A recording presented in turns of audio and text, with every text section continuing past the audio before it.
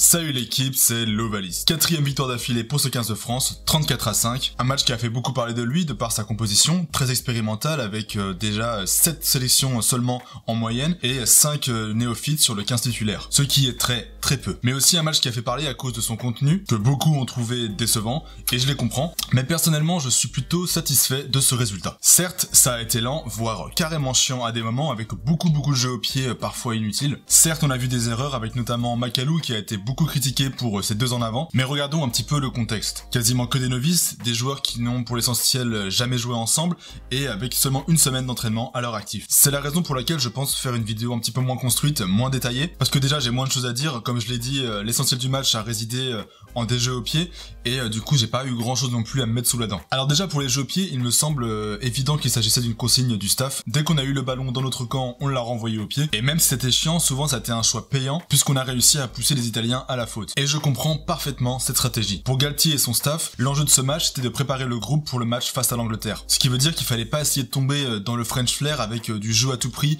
et des passes à gogo. Il faut d'abord se rassurer sur les fondamentaux, assurer les sorties de camp et prendre les points tant qu'on n'a pas fait le break. Tant pis pour le spectacle, mais l'objectif premier c'est que les joueurs nouveaux prennent la mesure de l'exigence d'un match international. Ensuite, c'est un euphémisme, on a connu quelques lenteurs, notamment avec Serein qui au début a été assez lent dans ses sorties de balles, mais je pense que cette impression a été accrue parce qu'on était habitué à Dupont, qui est déjà de base beaucoup plus rapide que Serein, et aussi parce que le pack tricolore a parfois manqué un peu de timing sur les déblayages. C'était clairement pas le même niveau qu'avec l'équipe titulaire. Et je pense aussi que ce jeu lent était dû à une volonté stratégique. En plus, Serein, en tant que joueur expérimenté et capitaine de ce 15 de France, a sûrement dû penser à d'abord bien mettre les choses à plat, à jouer tranquillement, pour bien mettre les choses en place et éviter de se précipiter. Alors oui, nous derrière notre écran, on a rongé notre frein, mais je pense que c'était la bonne chose à faire, du moins tant qu'on n'a pas réussi à creuser l'écart pour ensuite jouer plus libéré. Et cette tactique, cette volonté stratégique, c'est clairement vu avec les prises de balles de Teddy Thomas, qui a vraiment beaucoup joué avec le frein à main. On sentait qu'il était beaucoup moins libéré que d'habitude, notamment sur cette action où il préfère jouer au pied, ce qui n'est pas illogique en soi puisqu'il n'y a pas de surnombre clair et évident, mais on peut penser que dans d'autres circonstances, il aurait été incité à tenter le coup tout seul en jouant dans l'intervalle, connaissant sa vitesse et ses appuis. Sinon, on a quand même eu quelques vrais petits soucis, notamment en mêlée fermée. La première ligne a été pénalisée plusieurs fois dans ce secteur-là. J'ai aussi un peu regretté nos phases de maul offensif. Movaka s'enferme un petit peu par 2 fois. La première fois, il se fait pénaliser, la deuxième fois, le maul est étouffé, alors que Serein voulait libérer le ballon. Et notamment sur la première fois, là où il se fait pénaliser, ok, tu mets un gros raffut à l'Italien, mais par contre, tu te coupes de ton soutien qui est encore dans le maul, et du coup, on prend une pénalité dans une action qui a été positive pour nous. Donc c'est un manque de lucidité et un péché de gourmandise de la part du talonneur toulousain. Aussi, un point qui m'a un peu gêné par moment, c'est la défense. Je trouve que parfois, on a vraiment manqué d'agressivité. On s'est même laissé un peu embarquer, voire endormir par moment, et c'est comme ça que l'Italie a pu marquer son essai. Pourtant, ils ont rien fait d'exceptionnel, hein. Beaucoup de jeux à une passe, des retours intérieurs, on joue dans un petit périmètre. C'est simple, certes, mais si la défense ne met pas de pression et peine à mettre les joueurs au sol, et ben ça finit forcément par passer. Plusieurs fois, Serein s'est retrouvé à batailler seul au plaquage face à des joueurs plus costauds que lui, et je pense qu'il aurait bien eu besoin parfois d'une seconde lame pour mettre plus rapidement l'Italien au sol. D'ailleurs, j'ai envie de souligner la combativité du demi-mêlée toulonnais, qui je trouve a pris son rôle de capitaine très à cœur, et peut-être même un peu trop à cœur parce qu'il a dépensé beaucoup d'énergie dans les phases de combat, et je pense que parfois il en a un petit peu délaissé les sorties de ruck, et qu'il a peut-être perdu un petit peu en lucidité en se dépensant beaucoup dans les phases d'affrontement. À noter cependant une superbe inspiration avec cette passe sautée pour Thomas,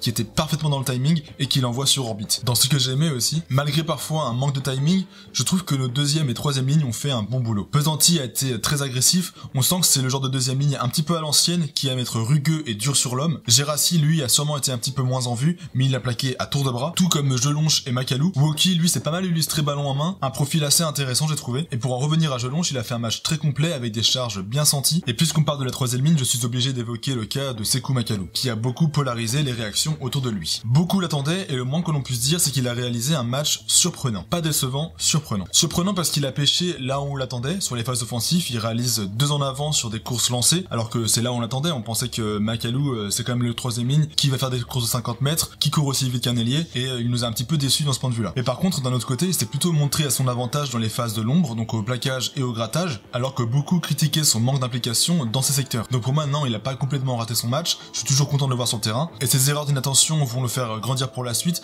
C'est un garçon intelligent qui saura apprendre de ses échecs, et il n'y a pas à douter qu'il se montrera d'autant plus concentré face aux Anglais. Et en plus, j'aime bien son association avec Woki, on sent qu'il y a une vraie connexion entre ces deux hommes-là. En plus, ils ont joué ensemble à Massy, il me semble, donc franchement, on sent qu'il y a une vraie amitié entre ces deux joueurs, et ils ont tous deux en plus un profil aérien très intéressant pour la touche. Néanmoins, contre les Anglais, j'aimerais bien voir Celevazo Tulofua, pas forcément en titulaire, mais au moins sur le banc, parce que sa puissance et son expérience des phases finales et de la Coupe d'Europe l'Europe serait un vrai plus face au pack anglais. Je trouve que cette équipe manque un petit peu d'un pur numéro 6, un numéro 8 un petit peu à la Kano ou à la Stender, entre le 8 et le 6, je sais pas si vous voyez, c'est-à-dire un gros porteur de balle qui est dur sur l'homme, qui excelle aussi dans les zones de grattage, bref un déménageur rugueux et infatigable un petit peu à la Scott Fardy, et je pense que Tolofua peut un petit peu apporter dans ces secteurs, au moins sur la fin de match. Derrière, l'envie de Gabin Villière m'a fait grandement plaisir, c'est son intervention et son essai en solo qui vont vraiment réveiller les Français pour enclencher la fin de match, mais surtout j'ai envie de retenir les performances de Danty, très rassurant au centre du terrain, offensivement comme défensivement, avec un beau tampon sur Mbanda, et en 15 à l'arrière, Dulin a été magistral, propre sous les chandelles, précis sur les coups de pied et intelligent dans ses relances. Sa présence et son expérience seront un vrai plus contre les Anglais. J'ai également trouvé que Jalibert, sans être flamboyant, avait clairement redressé la barre par rapport au match face à l'Écosse. On n'a pas vu une démonstration non plus, mais il s'est pas échappé au plaquage, il a été propre, utile dans ses coups de pied, et il a eu quelques prises de balles intéressantes, et c'est bien parce que ça permet d'engranger la confiance pour l'Angleterre. Je peux paraître très optimiste, et je le suis, même si ça n'a pas été un match plein, on a eu le même résultat que l'Angleterre face à cette même équipe d'Italie, sauf que nous, on avait une équipe remaniée et complètement novice. La manière n'y a pas toujours été, certes, mais en même temps, on ne pouvait pas en demander beaucoup plus. Et c'est la raison pour laquelle je vais pas non plus faire une vraie section top et flop. Mes tops, vous les connaissez, Danty, Dulin et Jelonche. Le reste a été plutôt propre, à part la première ligne qui a été un petit peu transparente, j'ai trouvé. Mais par contre, j'ai pas envie de faire une vraie section flop, parce que c'est trop difficile de juger en vue du contexte auquel était soumise cette équipe-là. Ah si, en top, j'ai oublié aussi Zanon, le 13 italien, qui a été plutôt tranchant au centre, j'ai trouvé. Et l'un des rares joueurs à avoir tenu son poste côté Italie. Et je pense qu'il y en a beaucoup d'entre vous qui sont en train de se demander pourquoi j'ai pas parlé de Teddy Thomas. Alors c'est simple, pendant longtemps j'ai vraiment beaucoup râlé sur tous les matchs de Teddy Thomas, et en fait je me suis rendu compte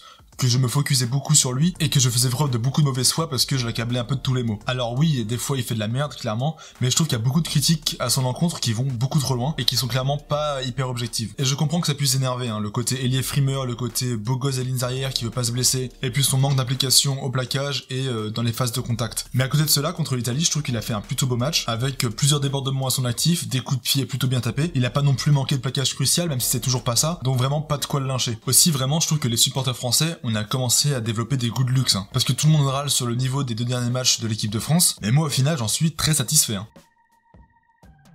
On a une vraie dynamique positive, enfin ça faisait 10 ans qu'on mangeait notre pain noir, avec des regrets à presque chaque match, avec des défaites encourageantes, en ayant pour seule satisfaction le nombre d'offload et des exploits individuels. Il y a 1 ou 2 ans, ce match-là, c'est le genre de match qu'on perdait. Hein. Contre l'Angleterre, on n'aura rien à perdre, ça veut pas dire que tout sera permis et qu'on pourra tout leur pardonner, mais j'ai confiance en l'état d'esprit de ce groupe et j'ai aussi confiance dans le discours que le staff va employer pour mobiliser ses joueurs. En plus, la presse anglaise s'en donne à cœur joie en nous traitant comme de la merde comme à chaque fois, et la dernière fois qu'ils ont fait ça, ils ont été menés à 17-0 pendant 50 minutes au Stade de France, donc non, je suis assez confiant en fait. Hein. La compo pour cette finale de la Coupe des Nations d'automne ne devrait pas changer, à part pour les joueurs qui ont déjà fait 3 feuilles de match, donc là du coup Serein va être remplacé par Couillou, qui va être capitaine à son tour. On sent vraiment la patte Galtier du capitaine numéro 9, j'aurais bien aimé voir Béziers en titulaire, mais au moins il sera sur le banc, c'est déjà ça. Et aussi il y a Thomas que je verrais bien remplacer par Raka ou Lebel. Sinon à part ça, j'aimerais bien que Barak ne soit pas aligné, non pas qu'il ait fait un mauvais match, bien que assez discret, mais surtout parce qu'il a pris un sacré choc à la tête à la fin de la partie, mais il avait quand même l'air bien commotionné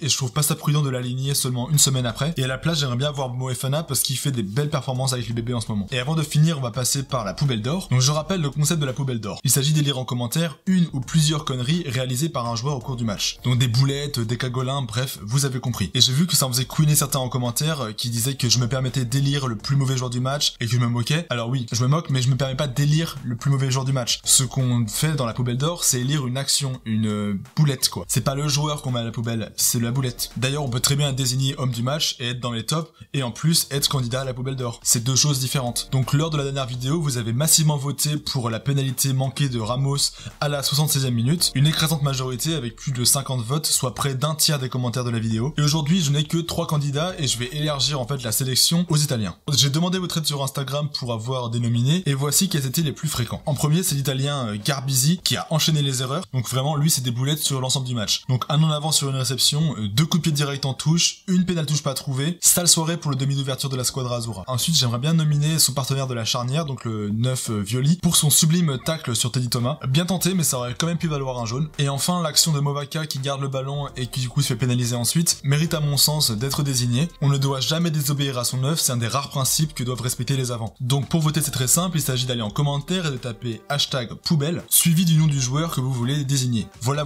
reste plus qu'à voir ce que ça va donner pour le week-end prochain. En attendant, n'hésitez pas à donner votre avis en commentaire, que vous soyez d'accord ou pas d'accord. N'hésitez pas non plus à me compléter parce que j'ai sûrement oublié des trucs et ça sera utile pour l'ensemble de la communauté. Si ça vous a plu, n'hésitez pas à mettre un pouce bleu, à vous abonner et à partager la vidéo autour de vous. Allez les bleus, on continue comme ça, cap sur l'Angleterre et n'oubliez pas que chez nous le rugby, c'est une coutume.